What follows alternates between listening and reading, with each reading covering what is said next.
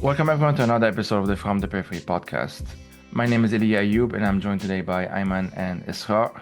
And we're going to be talking about the ongoing Israeli-American war on Iran, as well as Iran's response, including, I guess, most notably the assassination of Khamenei, and I guess our perspective on what's been happening and our, at least as far as I'm concerned, our concerns and our fears of what might happen next, whether in the case of Iran or in the case of Lebanon, which is, I guess, the two that I would personally focus on, but we can see where we take this.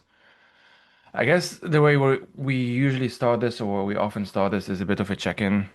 Isra and maybe then Ayman and then myself. Maybe we wanna just, yeah, a check-in. How have you been feeling? And for those who don't know who you are, who are you?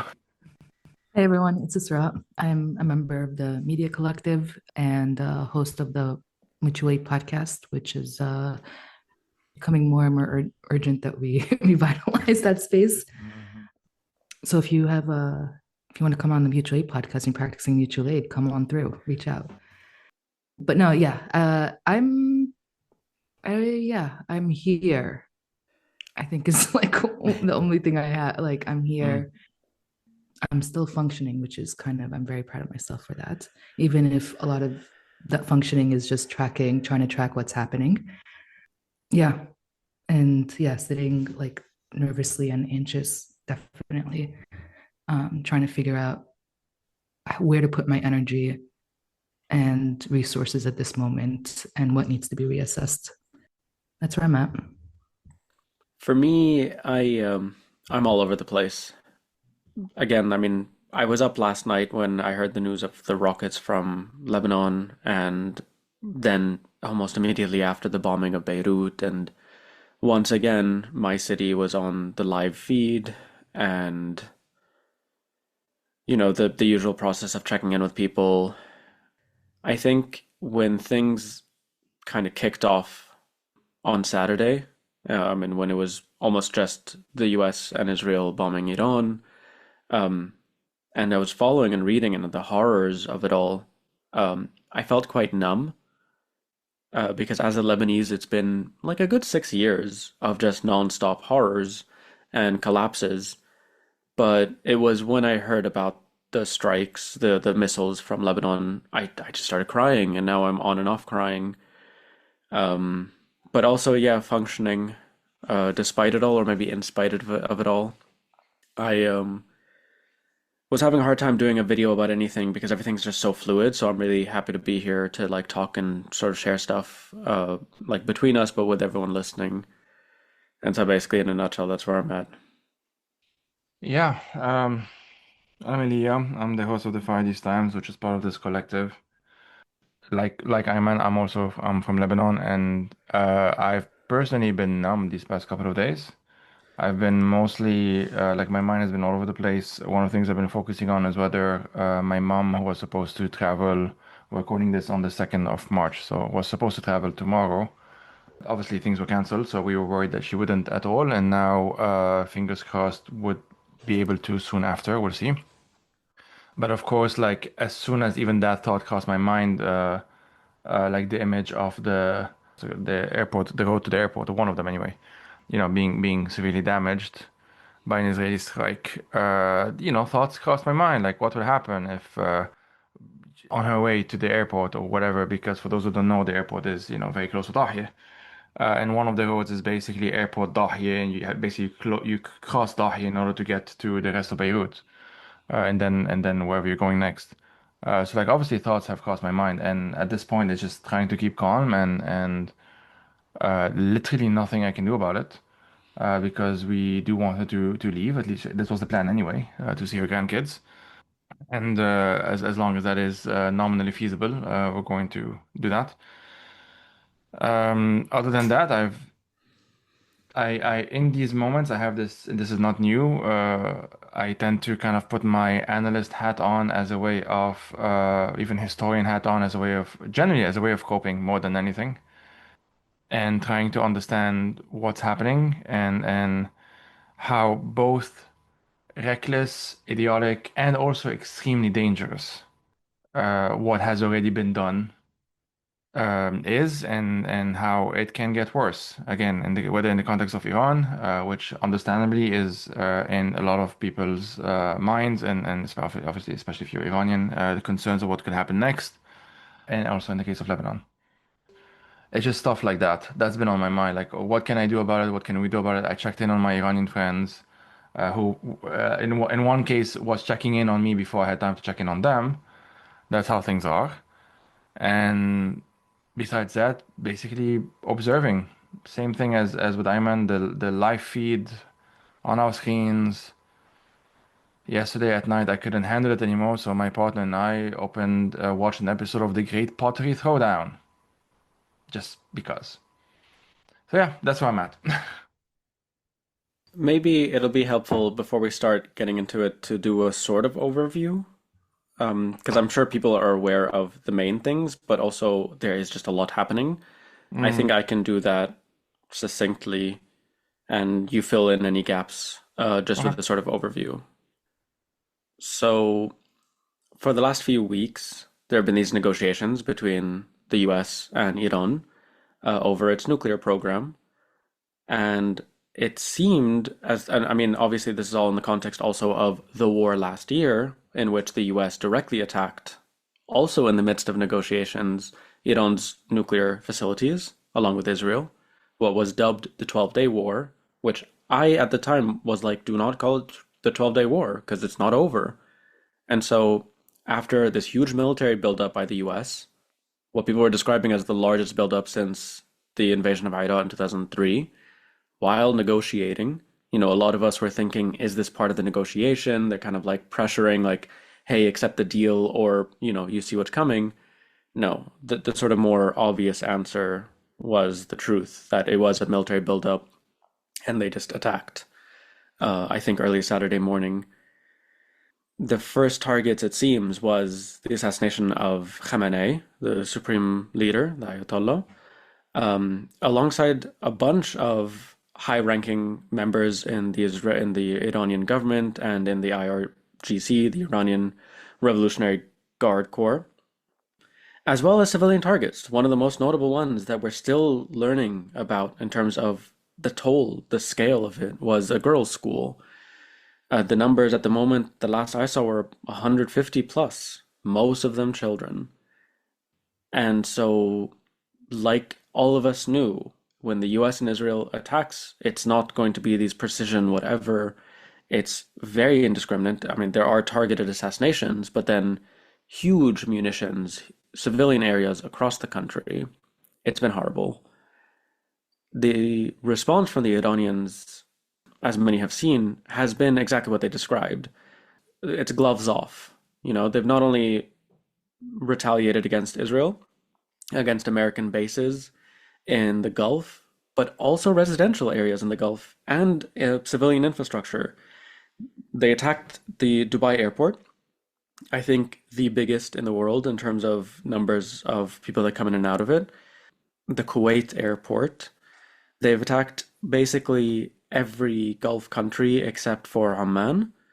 I don't know if the Strait of Hormuz is closed, but essentially it is. Like, it's just a super high risk thing. Today I was seeing oil prices have skyrocketed as a result, as people would have predicted. And what's interesting as well, there are these protests that have happened across the region against US embassies as a result of them killing Khamenei and them attacking Iran, most notably in Pakistan, where I think, again, the number I saw yesterday was, I think, 26 people were killed by security forces in Pakistan. Also, my God, I'm trying to do an overview, and I was doing this last night as I was trying to type it. Afghanistan and Pakistan just went to like all out war. Like, it's very difficult to hold all the pieces at the moment.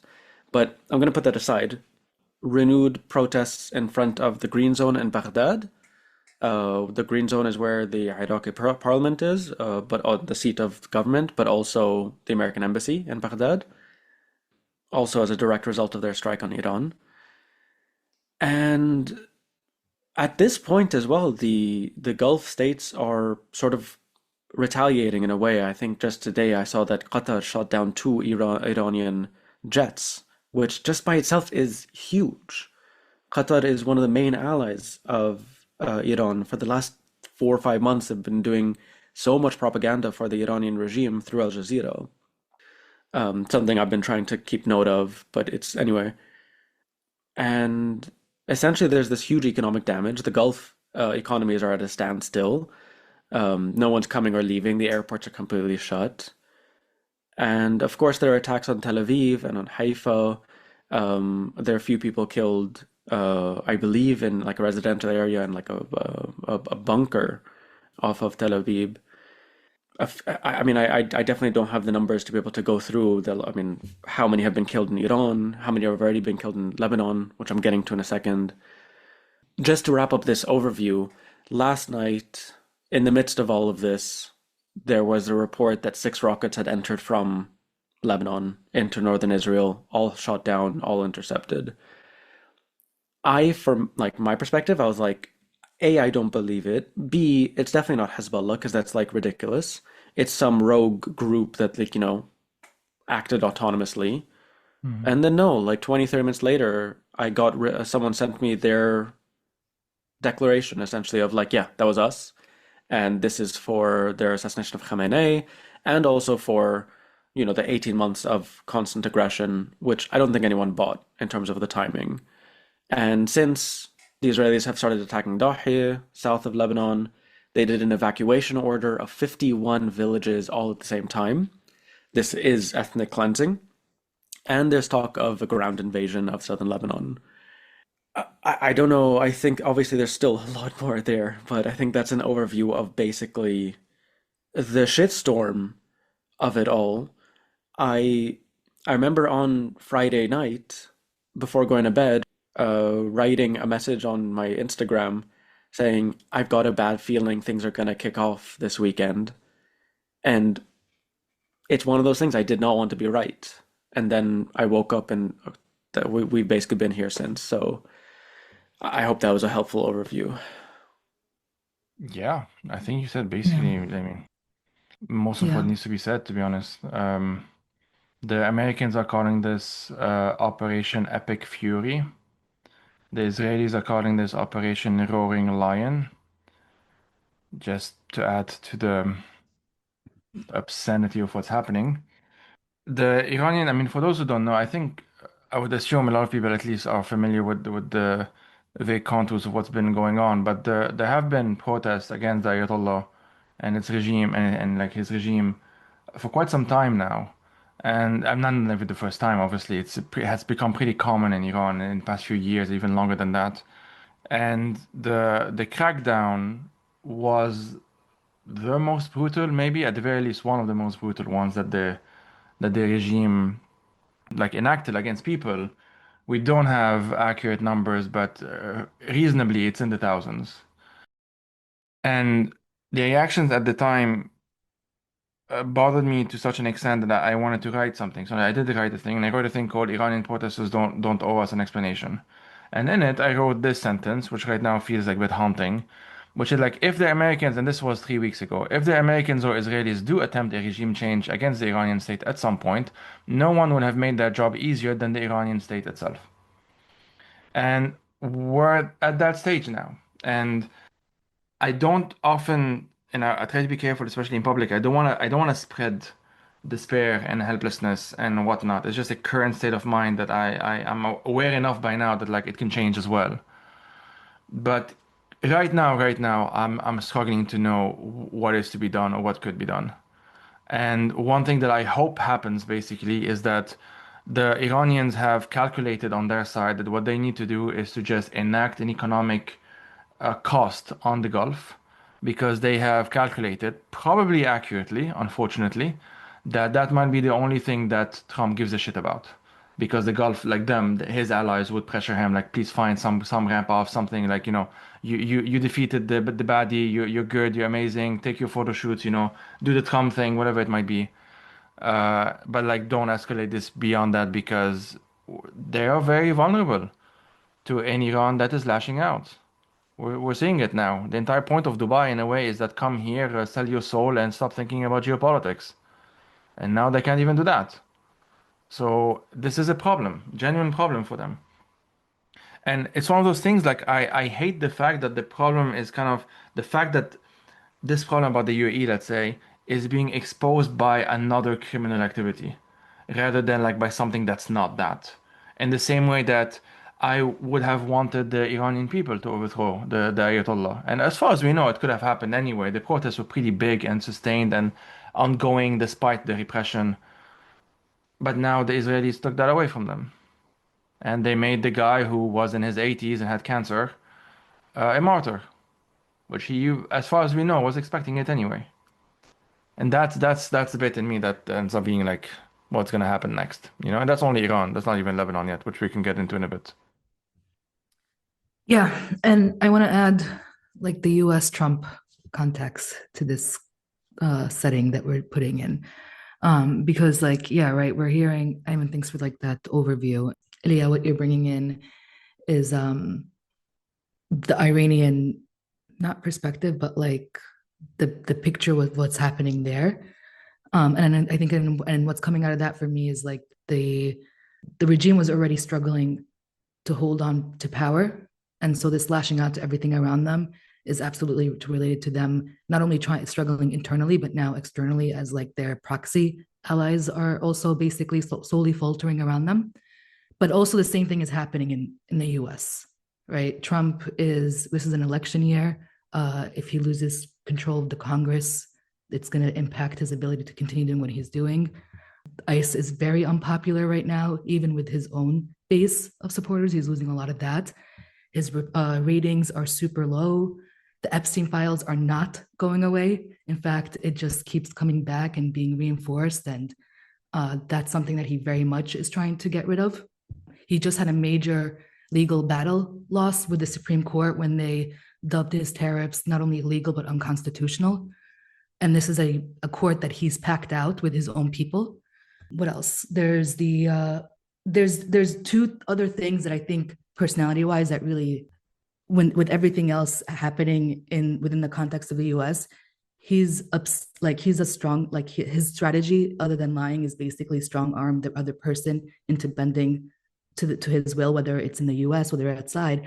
But then the other thing, he has this like weird obsession about being able to say, I'm the president who solved the problem that no other president could do, right? And even if that means I'm just going to blow past everything else, I'm going to show that everyone's stupid because you just needed to act on it. And like, as much as we're seeing the regime in Iran faltering and falling, and who knows like what could have happened if they weren't attacked right now. And I think you're right, Elia, that like the protests were just beginning. We haven't seen what they would have fully grown into. And I think the same thing is happening in the US. The US, we know that the West is falling and the US is leading the fall, and they're economically failing, and everything that he's promised has failed. And so he's just as desperate to basically hold on and do whatever drastic things. And I think for me, that's when it gets like really fuck, because you have two flailing bullies trying to bully one another into submission, and they don't care who else and what else gets taken out in the process.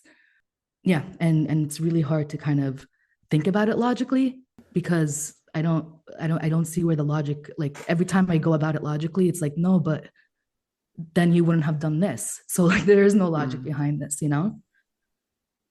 No, the way I've been thinking about it is that, this is, I don't want to say it. I'm actually very nervous about just saying out loud thoughts, not because I'm afraid of backlash, but just like that kind of thing of like, if I say it, I'm almost like willing it into existence. But I think this is the regional war we've all been incredibly terrified of, and that, we've been saying for years, like, Israel's pushing the whatever. It's put like we're on the precipice or escalating a potential for regional war. With the scope of it, with how many different actors are involved, and obviously this is part of Iran's, like the regime's calibration with like bringing in all, like everybody. But it also just does feel, and I don't have the language about this yet, but it's like all the things that were like broken are now like, it's like, I don't know if the term, like if all the contradictions are trying to be resolve themselves at once kind of things, like in the most violent way and trying to resolve themselves. It's like the animosity that actually exists between the Gulf states and Iran, um, U.S. imperialism, and this kind of like mania. Um, yeah, Trump's feeling like I think he thought it could have been just like a Venezuela situation, a come and go. I mean, he said something that I thought was like very one of the most bizarre things I've ever heard out of anyone's mouth, especially so, a president of the United States, that he wants to talk now, but the people that they had in plan to take over, they killed them. Like number two, number three, they're all dead. Like the Venezuela situation where, it wasn't actually a regime change. It was kind of I don't know how to describe what happened in Venezuela. Like they kidnapped Maduro and his wife, and then it's still the same regime, but now it's the vice president, but she's doing everything the Americans want. It's just fully submitting, which I find kind of interesting of it in its own right. But I think Trump was thinking in the same hubris, in the same imperialist hubris as Putin. This is a special operation in Ukraine. We're going to take Kiev in a few days. And it's been 4 years. And that's a really scary prognosis here because I think they thought we'll just go, we'll cut off the head of the snake, the top of this bureaucracy, even though, or like the top of this regime, but they didn't reckon with the fact that it's a fucking massive bureaucracy. It's a state. It's a regime, and killing Khamenei is not, toppling Saddam or kidnapping Maduro for a lot of reasons. But yeah, I see this imperialist hubris everywhere. And now again, Trump and the US and Israel are kind of leading the way, but I don't know. It's really fucked up. To me, there are two people though. I mean, Pete Hegseth, for instance. There's an aspect of this which is very religious or infused with a kind of theology. These are, and Mike Huckabee. These are Christian Zionists, and these are people who are genuinely. Pete Hegseth really, literally wrote a book called The American Crusader, and going against the Islamic Republic. Like this is part of the crusade, and the sort of essentially the holy war that he's manifesting. But anyway, I don't want to go down too much of a single rabbit hole, but there is just a lot. I found this like helpful article that was published in a magazine called Baranda by a queer Arab Iranian called Ahmed Salaj. I have it in front of me. Who wrote like the title is on Khamenei's death and why I fear my own joy. And what that person wrote is, and here I'm quoting, you can feel relieved that a monster is gone and still be angry at how this happened and at whose hands. You can refuse to judge the people celebrating in the streets while also refusing to pretend this is a good story unfolding cleanly. The question was never whether Khamenei deserved to die. The question is what it means that a foreign government has to make that decision. And what kind of world are we building if we decide that that's fine? And I'm sort of there. Someone posted on Blue Sky just a few moments ago, and I responded to it as well. Like, the whole like Israel deprived Iranians of accountability, of themselves overthrowing Khamenei and holding him accountable for his crimes and so on, and instead gave him the martyrdom that an ultra conservative, ultra religious figure like himself talked openly about craving for a long time and talking about that as an honor. But not just that, it's the fact that it seems clear to me, at least at this stage, and we've seen this time and time again, that the very notion, the very idea of accountability is what the Israeli state is ideologically opposed to, the American state as well, obviously. But if you think of when the ICC had those arrest warrants against Netanyahu, Gallant, and what's his name, Mohammed Dave, the Israelis knew where he was, and in theory could have captured him and delivered him to the ICC. But obviously, that would have been a problem for them because two of their leaders, including Netanyahu, was also, and is still. People want to forget that. I think the Western media a lot more people want to forget this now, but still is currently there is still an arrest warrant against Netanyahu for, among other things, the crime of starvation as a weapon of war. But I'm saying this because they killed the Hamas guys because then the Hamas guys cannot stand trial. Because that happens, then it's a precedent. Assad was fine on the borders of Israel for decades and decades, him and his father, And the second Assad collapsed, they unleashed hell on the Israel on the sorry on the not barely formed Syrian state to make sure that it has no capabilities against Israel. Because among other things, maybe they want to get back the Golan Heights, which have been occupied by the Israelis for decades now. Time and time and time again, Nasrallah was killed by them. He wasn't overthrown by us.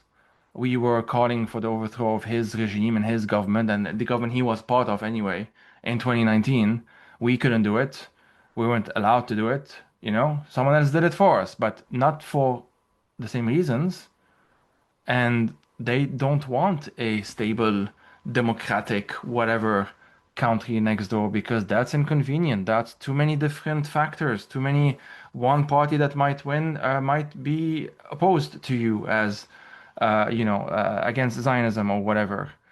And in Iran, let's say the Iranian people had overthrown the Ayatollah themselves.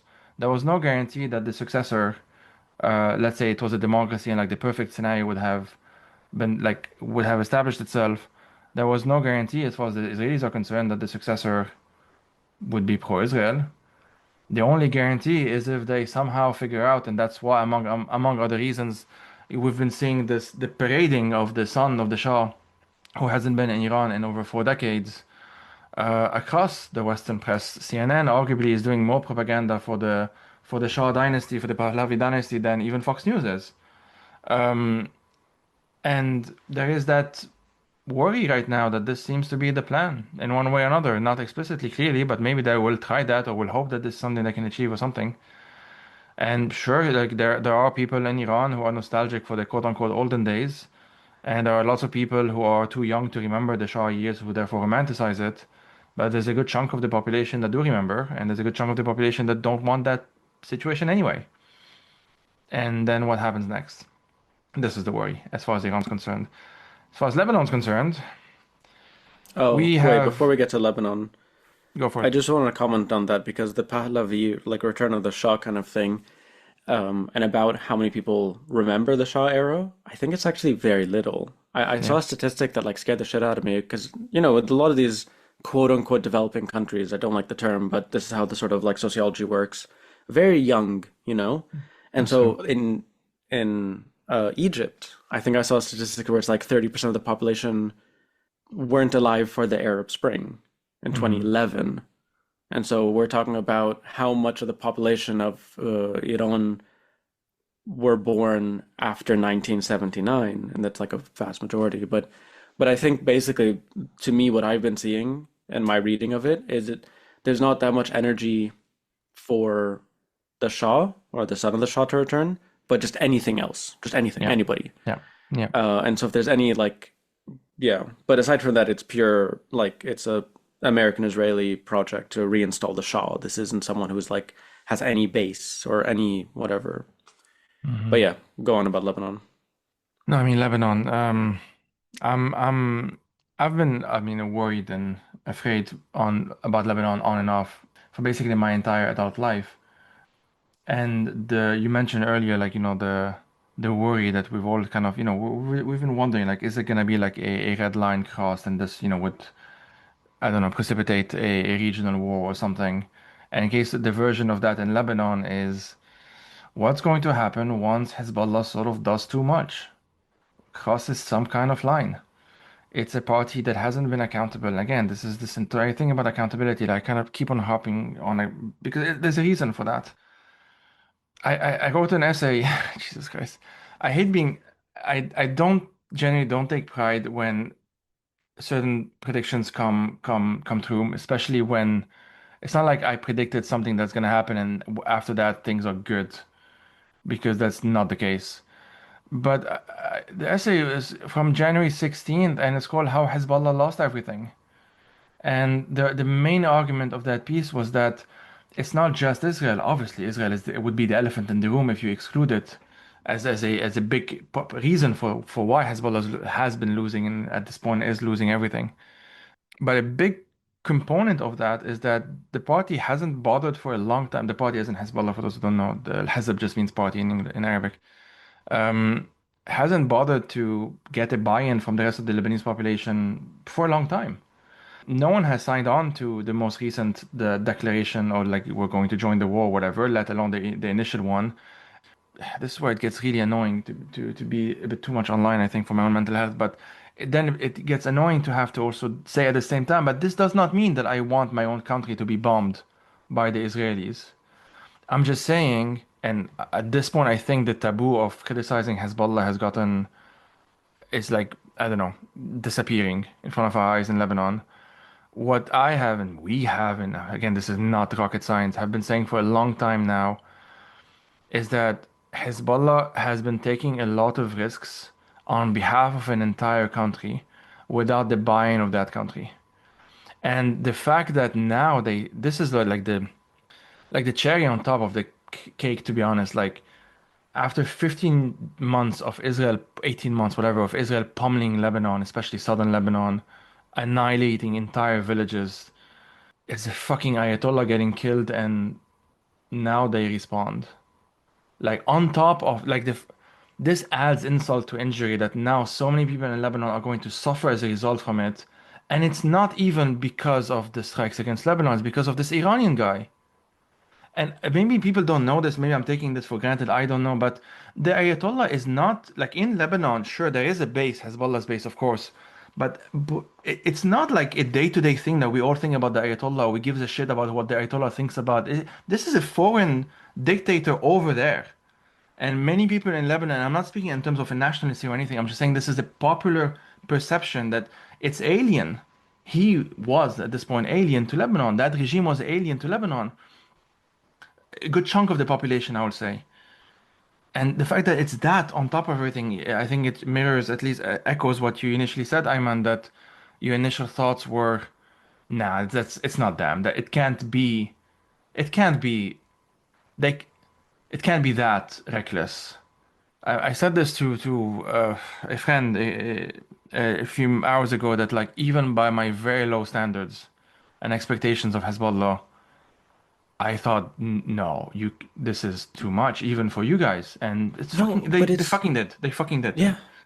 No, and like my feeling about it was also I got called a propagandist on my Blue Sky because it's like, oh, I always assume it's Israel, whatever. But like it's not just I don't believe or whatever. It's like, okay, if they're going to enter into this whatever, into this war, like they're not going to just do it with like 6 missiles at midnight. Like there's going to be a thing, an actual operation or something. No. Like it was genuinely a disbelief based on some kind of rationale, like thinking still rationally. And in their statement, they said this, we're doing this because of the assassination of Khamenei, but also because of the ongoing onslaught that Lebanon's been experiencing, especially the south and the Ba'a for the last 18 months. But nobody buys that. Nobody buys that.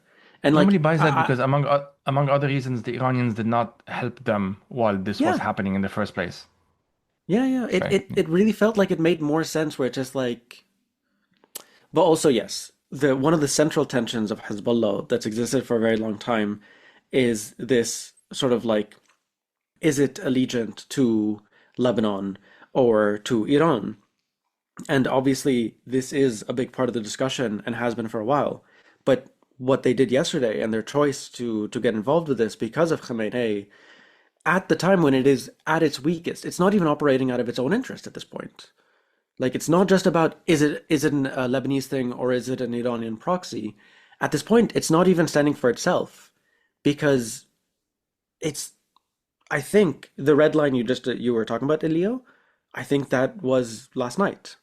Hmm. Hundreds of thousands of people are already displaced because of this. Nobody wants this. Nobody can handle this.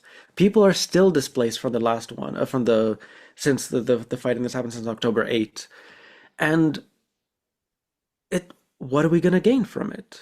Like what is the actual sorry, I know we're getting really deep into the thing that's like very uncomfortable to talk about publicly, but I'm so frustrated and like everybody I talk to is either just confused or in disbelief, or actively mad, at this incredibly reckless decision, which obviously, again, also it's not about just consulting the whole country. I don't think they consulted their allies. I saw them online. Everyone was doing the same thing I was doing, where it's like, it can't be Hezbollah, you know? And we're all shocked to find out, oh, it was? Okay. Anyway, so And yeah, this is in the context, just to add maybe to listeners, where as of today, March 2nd, the Lebanese government has issued a directive effectively banning, haven't read the full thing, but like criminalizing part of Hezbollah's activities, certainly the the armed military, components. and Yeah, yeah, the armed components, because Hezbollah is also a political party in Lebanon. That would be a clusterfuck if that happens. But even just that, I mean, that has never happened. This is uncharted territory. Hezbollah, yes, is at its weakest it's ever been. Very arguably. I mean, I think I'm fairly confident in saying at this point, as someone who's been writing about that fucking party for so long now, um, that this is like it's over. The line has been crossed. The popularity, whatever's left of it, is like down the drain, and there is momentum in Lebanon now to say like I have friends. This is anecdotal, granted, but it's one of those things that you kind of I don't know I forgot the expression, but like you take the temperature of the situation a bit. It's not necessarily a scientific method, but like you get a feeling. And friends, parents, close friends who are from the south, including two very close friends who had like one, his grandma's apartment was bombed by the Israelis. Thankfully, she's okay. And one, like basically the village is just gone in the south. It's one of the border ones. Their parents have been in disbelief of like they couldn't be doing that now. And for that guy over there, because again, even those who, besides the people who are like religiously fanatic, and they exist, but you have a good chunk of even Hezbollah's base, that's like, for lack of a better term, pragmatic on at least certain things. And if they see like they are sacrificing whatever to defeat and to rather to resist against the obvious enemy to the south, that's like one thing. I'm not saying people are all on board with this, but like it's one thing and it has a history in Lebanon, at least that it has a history. But there is no history for sacrificing the country for the Ayatollah. This isn't a, it's, does, there is no cult, even culturally, this is not something that, again, maybe I'm stressing this a bit too much, but it's not something that the average person in Lebanon wants anything to do with the Ayatollah whatsoever. Yeah, I mean, the thing that's like emerging is like it seems like the only goal is destruction. And I do wonder if like what we were saying earlier is like maybe they really did think it would be like a Venezuela thing. Go in, but then like the question becomes like why wasn't as specific of an operation like what happened in Venezuela, right? Like that was a very like precise send in a team, get things done. And maybe it's the fact that they did have people on the inside in Venezuela and they didn't have those relationships in Iran. But again, like the complete and utter destruction of like everything and everyone. Like why was the school of children targeted? Why is they're doing the same things that we've seen Israel do, right, in Gaza? We have like they targeted the rescue headquarters. And they're obviously all saying like this is all part of the government, right? The school is not part of the government, they're children. Why are you targeting opposition leaders? Again, we saw the same thing Israel in Gaza, right? They armed the ones that they wanted to arm, but destroyed anyone who could, like between Hamas and Israel, they destroyed everyone else, right? Um, and so it seems like the general strategy for the US is just for both Israel and the US is just complete and utter destruction. And I honestly wouldn't be surprised if that is also the goal in Lebanon and it's just hoaxing and trying to engage in what they can, or just hoping that like the Lebanese government completely capitulates, which also means the complete like destruction of Lebanese society because that's what they want. So it's like a catch 22, right? And not even a catch, it's just like there's just it's nothing. And I'm stuck on the fact that like even if everything ends tomorrow or in this moment, like the system has been fundamentally broken. We've been saying this now for 2 years plus because of the genocide, but now it's gotten to a point where like, yeah, in some ways I feel like I've been repeating, like it's just this, it's like I shouldn't be surprised. This is what we've been seeing, this new just recreation of the world and how these powers are engaging with each other, and just a complete disregard of human life, of any life in general. We're seeing a refocus of rearmament and refocus of just weaponry. And I'm just like, yeah, I'm very stuck on that. Is like just the oncoming, even if it stops now, it's not going to actually stop because it shifted something so big that now everyone, all they're thinking about is we got to stock up on our shit and be ready. You know, like every headline, I'm like looking at like Egypt is like their military is in full like arms right now. Like they're fully alert, waiting to see and pressing what's happening. Right. France is talking about, yeah, we need to re-up our nukes, blah, blah, blah. Everyone is now in the same thought process of like, we need it. Really the only, it's not even money anymore. It's just fucking power and arms. I've got a lot sort of working back. First of all, there's one thing that I think is important to mention, which is all of this starts with Gaza. And at the moment, Gaza is getting no attention because obviously Qatar shot down 2 Iranian jets. Like just that sentence alone, it's like the Americans killed Khamenei. Like that's a huge, you can't not look at it. And obviously it needs attention. I'm not saying it's insignificant, but in the first night when the Israelis started bombing Iran, they also closed the Rafah crossing, which had been closed for a year and a half and was only just opened up, I think, a couple of weeks ago. And that's now closed. A few months ago, there was this horror statement that came out of Tehran. That they also stopped inflow of aid and prices have skyrocketed. So like the impact in Gaza has been super drastic, and that's not even part of the conversation. Yeah. I mean, closing the border with Egypt cuts off aid, cuts off an ability for people to come in and out. They've never let in any reconstructive equipment that was meant to happen in phase 2. That's never really existed because that was just a negotiating tactic. And essentially, like, again, this thing that I've been talking about, I forget when I did this episode of my podcast like a year or two ago, trying to think of, okay, what is Israel's end game? And using Gaza as a template, I do say this not hyperbolically, but their end game is the apocalypse for everyone else. To essentially, it's not about a regime change to get a more democratic or even just a different government in Iran, but like you said, to end Iran, to end the ability for the state to function, to, I mean, if it falls into civil war, that's a fear I have with Lebanon as well. But essentially, what we've seen in Syria as well, it's the pure fascist solution. It's not about okay, we don't like this guy, let's get another guy. There's just no guy, or rather, there's no structure. It's not about who rules Syria. It's about, is Syria even rulable? Like, what is it? It's just gonna be princes and presidents and prime ministers ruling over rubble and managing their own little situation with the Israelis. I mean, this is within their calculus. Obviously, there's a lot of hubris here, but with the sort of like local powers, such as, the Israelis and the Emiratis, for example. Another thing that gets lost in a lot of this, and I do really appreciate that, like, comrades and people and protesters, like activists from Iran, often talk a lot about the ecology. And I mean, we're seeing this a lot in Lebanon as well. Again, when we talk about rubble, it's not just destroying houses. But a couple of weeks ago, the Israelis just openly sprayed, what was it, herbicide or some toxic chemical over the border regions with Syria and with Lebanon. And this is part of their ecocide. They're making the land unlivable. And this is part of the ethnic cleansing.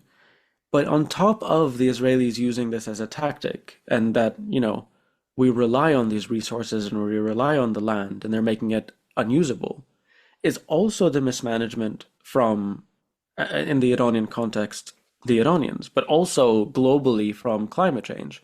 I'm saying all this to bring up the fact that a few months ago, there was an evacuation order for Tehran, one of the oldest cities in the world, one of the largest in the world, the capital of Iran. There was a potential evacuation of what, like 8 million people because of water shortages. And that obviously gets a lot worse with the Israeli attacks. And that's something the Israelis don't give a shit about. But that's a potential for incredible horrors. Because like food aid and the like, that's obvious, that's very important. But water. Anyway, I do want to just bring up some things as sort of like responses or like building off of what Elia said vis-a-vis Lebanon. I made a bunch of notes. Actually, there's one last thing on Iran. The US, I mean, Lindsey Graham, and I think even Trump came out and said, okay, we did our part, now it's your part. Which is just so incredibly like, you what? Because they don't have a plan. And like we said a couple of times already, they killed anyone that even they were thinking of installing. But then, like the actual act of governance, of taking over or whatever, they're just like, yeah, that's on you. And then they do this ridiculous thing where it's like, we're not here for statecraft. Like you, okay, whatever. I need to reserve some of my contempt because. So on Lebanon, and I really hope people listening are able to follow because there's just so many pieces that we're trying to put together. Obviously messed up ourselves. But I think one major thing of Hezbollah's kind of like complete isolation is their main ally in the country, Nabi Berri, the head of Harakat Amal, the Amal movement, who is our eternal Speaker of the Parliament. He, in many ways, is one of the most powerful men in Lebanon. I mean, he must have signed off, right, on this government decree. The main three people in Lebanon, Amal voted with the government on this. you know, that's their main people. And if you've alienated them, then there's very little left. And so here I'll end with where I'm really worried as a Lebanese person, as someone with all my friends and family in Lebanon, and who spent a lot of time thinking and like analyzing and just, is I'm really, really terrified of the potential of a civil war, of another civil war, because obviously with these attempts to just fully crack down, and obviously not just the disarmament of Hezbollah, but now with this decree, but also with the very real rage people feel, like not just against Hezbollah, but against the state for not having a defense strategy.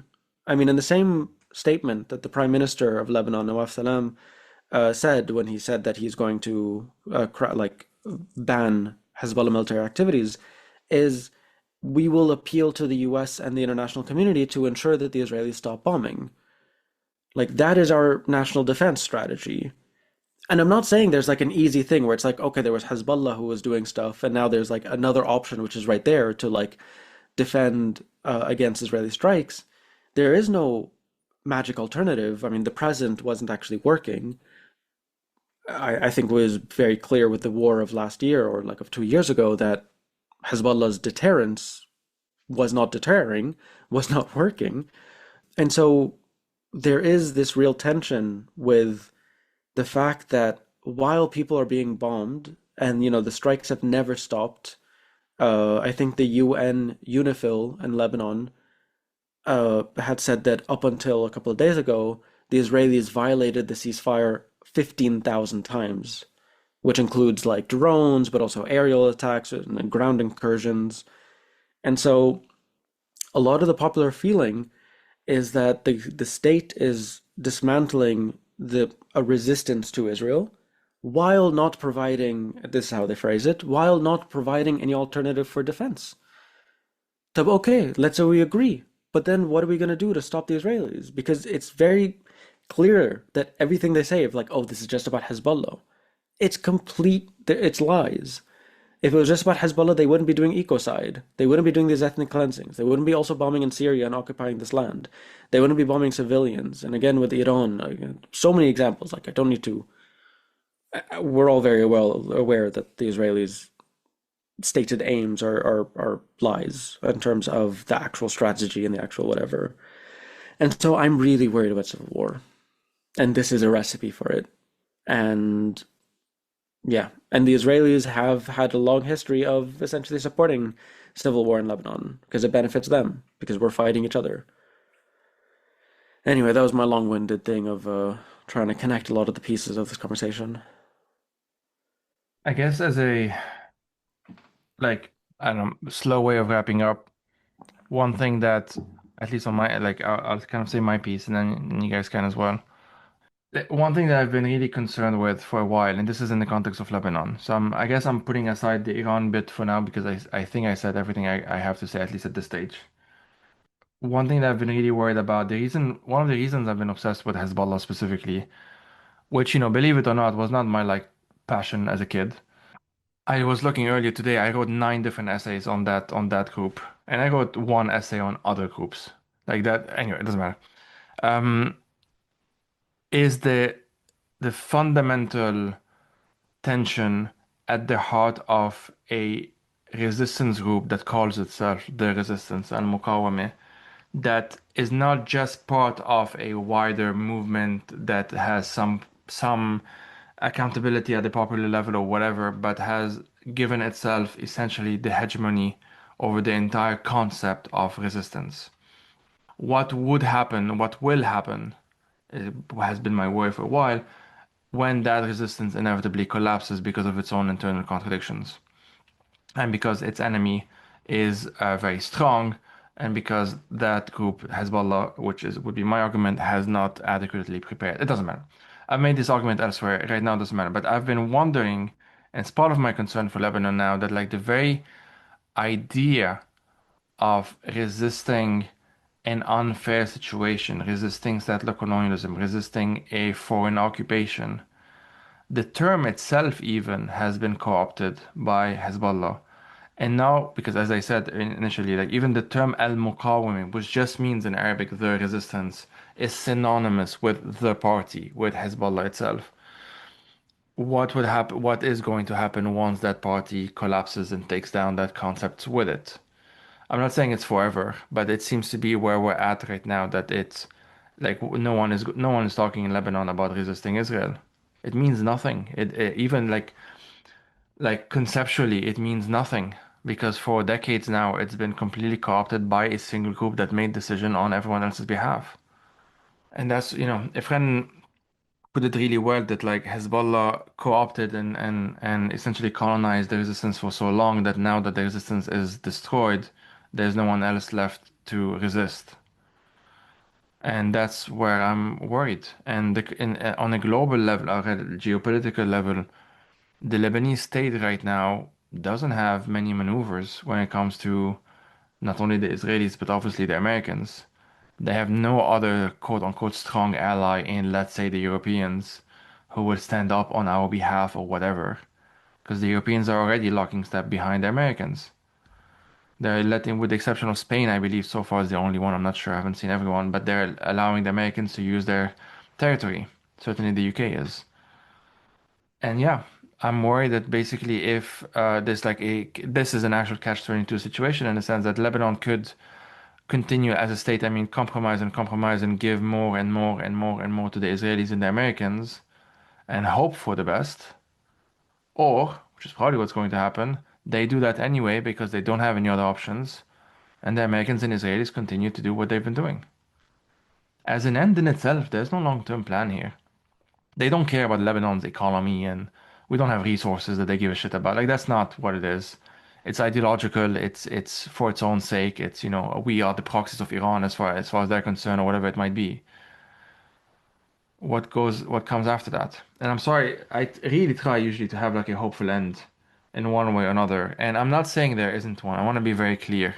There's so many moving pieces. It's quite dizzying. But it's clearly bad what is happening right now. And it seems fair to assume that at the very least in the foreseeable future, or let's say short-term future, if I want to be slightly more optimistic, um, things are going to continue getting bad. And then the question remains is another red line going to be crossed? And that's what we don't know.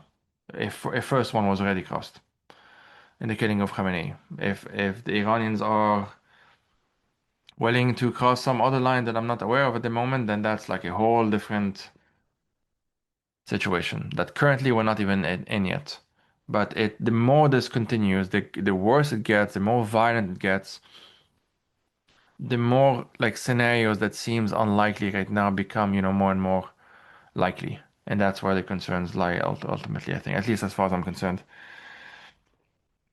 Yeah, I don't know. I'm sorry, listeners. I usually, as I said, I try to have some hopeful tone in the end when I can, but I can't always have it. And right now, I honestly, I admit I don't. It's a little hard right now.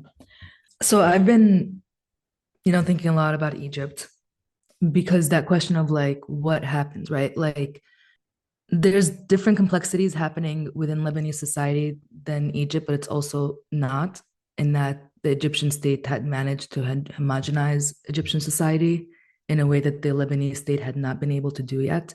And in that way, it's a little bit more advanced in this destruction of life project, let's call it. I don't know.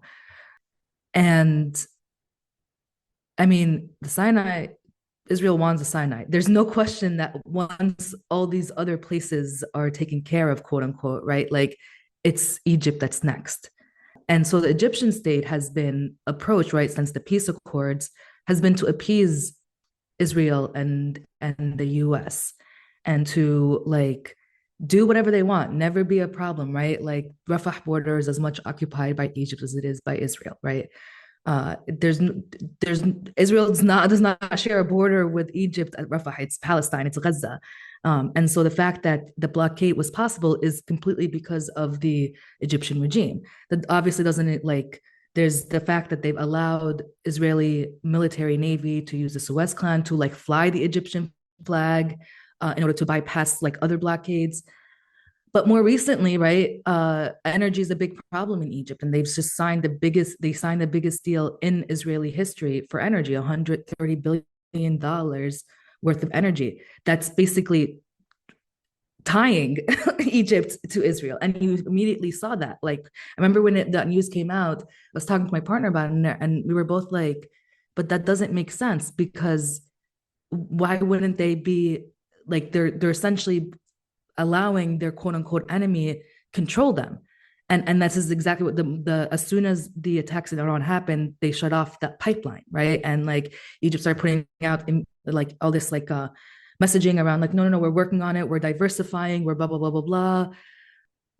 But the point of this is like it seems like there's still this illusion that like if you appease, maybe you buy yourself time, maybe you get enough favor, and that's and like if you like actually understand the Zionist project for what it is, you know that that's not possible. Even if you buy yourself time now, eventually you have to shift that because you will get eaten up by this project, right? Yeah, and so I don't know, like, or I guess people are just really that fucking stupid who are leading these nation states and are not actually thinking about like this is I think this is what drives me crazy. I'm like, why aren't you thinking about this? Why aren't you like it's there, you know? No, I think yeah. There's a kind of ignorance where it's like they know, but maybe they're just so short-sighted or they're so whatever. Because, I mean, Elia, you write a lot about this, how now, I think it was Naftali Bennett, former Israeli prime minister, big figure, opposition, whatever, said that Turkey is the next Iran. And it just very well might. And it's just that they need to have an enemy. They need to have a foreign thing, because otherwise it'll just collapse in on Is itself. Israeli society politically, I mean, the political culture that's been dominant in Israel for quite some time now, and this is hardly controversial among even like, Israeli radical leftists, and admittedly there aren't many of them left in Israel itself. As an analysis, I mean, needs to have an external enemy because there are too many contradictions within Israeli society Mm. itself, too many tensions within Israeli society itself, at the sectarian level, at the religious level, at the racial level, at classist level, at so many different levels, that essentially the only thing really keeping them together, keeping Israeli political identity, I mean, together right now, is the existence of the Palestinian, or the boogeyman, or the Arab, or the Muslim, or Mm. the Iranian, or the whatever it might be. At the very least, at the level of what the current political impulse is. And maybe this is my way of having some kind of hopeful note towards the end. that there is a current trend in Israeli politics that is in many ways an end in itself.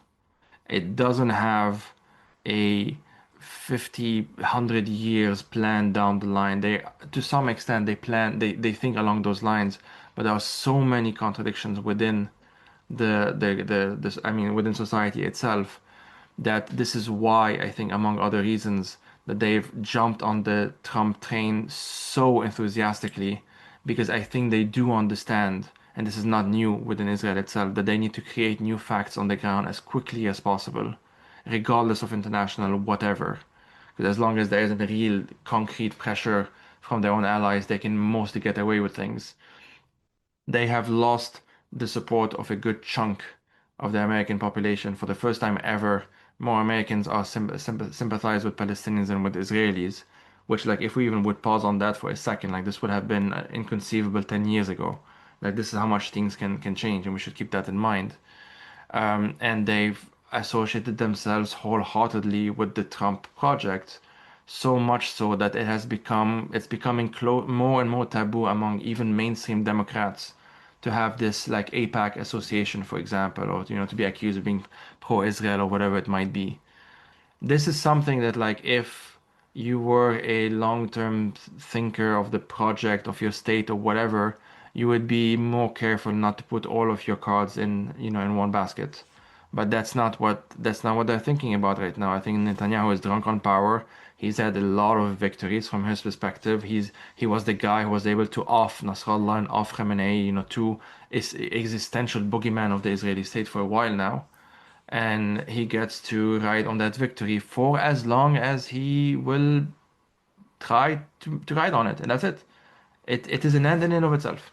What happens next, we don't know, and I don't think the Israelis do either, to be honest. And there is in that there is like a kernel of hope that I can at least insert towards the end of this conversation. I, for one, don't think I've got to end with a hopeful thing. So I'm going to say one thing, which is to borrow an Israeli metaphor to describe the current situation. So for years, one of the most disgusting genocidal phrases from the Israeli government and military was mowing the lawn. Was that every few years, they bomb Gaza because the lawn was growing too much, that they mow it and essentially like cut off, not let it get to a certain point of whatever infrastructure building the like. I think now what we've seen in Gaza for the last 2 years is the sort of new tactic of removing the lawn altogether and building in its place a parking lot. I think that's quite literally like what's happening, especially when we understand the Emirati project, which is also very similar to what happened in Lebanon after the civil war. The bustling market of downtown, which was largely destroyed during the war, was then just razed and turned into a parking lot. And I think that's the plan for southern Lebanon. Maybe not to rebuild it, but just to raze it. And this is what I mean by the fascist solution. There's not a kind of attempt to even manage the situation. Like they don't need to occupy the South in the way they did in the 80s and 90s if there's no South to talk about, if there's no people living there anymore, if people aren't trying to return, if the ground is literally unlivable and the like. And so that to me is my very grim prediction, observation of what's already happened. I will end though, because I've already said my fair bit, so I don't need to have like a big whatever, but I will end with, if people want to support folks in Lebanon, I have two things that I would push people towards. There's a group called, I think, تنسيقية الشعب. Is it تنسيقية? It's تنسيقية, but I forget. Anyway, it's a group of grassroots activists and organizers have been working on the ground, especially since October 8, 2023, but more so when the war escalated in 2024. They did mutual aid. They worked with people directly, cash support, shelter, housing, food and medicine. And so I definitely advise people away from donating to organizations and to NGOs, where a lot of that money really goes, into people's salaries. And it's a really terrible system that I've talked a lot about in other places. But so the link will be in the show notes. And of course, I can't not mention that I'm part of a group of mutual aid organizers, Queer Mutual Aid Lebanon.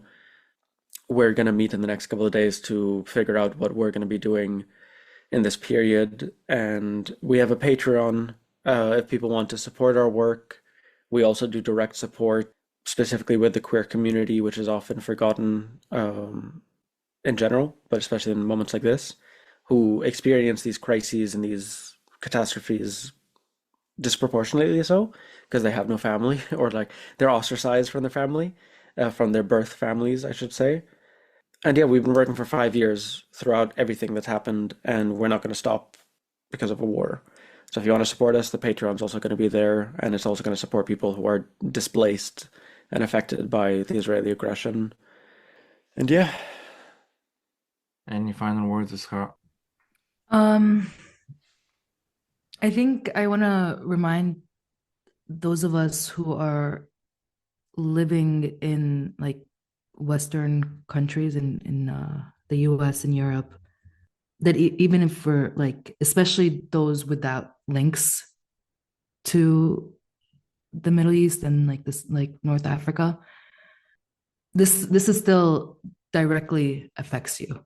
This is still like the bombs might not be falling on you. You may not be like directly experiencing the violence and the impact of the violence, but also these are our like the governments that we live under that are directly responsible for this. This is the taxpayers.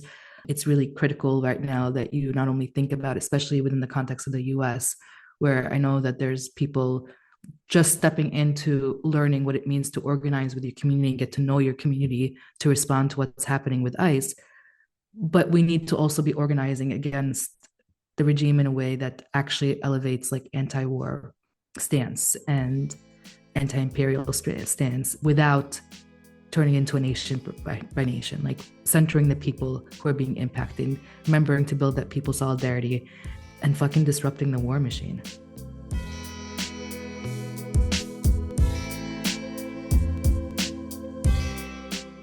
From the Periphery is a worker-owned media collective. We focus on elevating voices, struggles, and ideas that are peripheralized and marginalized under mainstream journalism and academia. If you like the work we do and want to see more of it, please consider heading over to patreon.com and become a member today. For as little as $5 a month, you get access to exclusive content, an invitation to our monthly hangout, and to join the community that's been growing around our work. If you can't support financially, there are still a number of ways you can support us. You can leave a 5-star rating on the podcast app you're using to listen, like and subscribe if you're on YouTube, and leave a comment wherever you're listening, all of which helps us against the algorithm. Most importantly, tell your friends and family about us to help spread the word. Thank you so much for listening.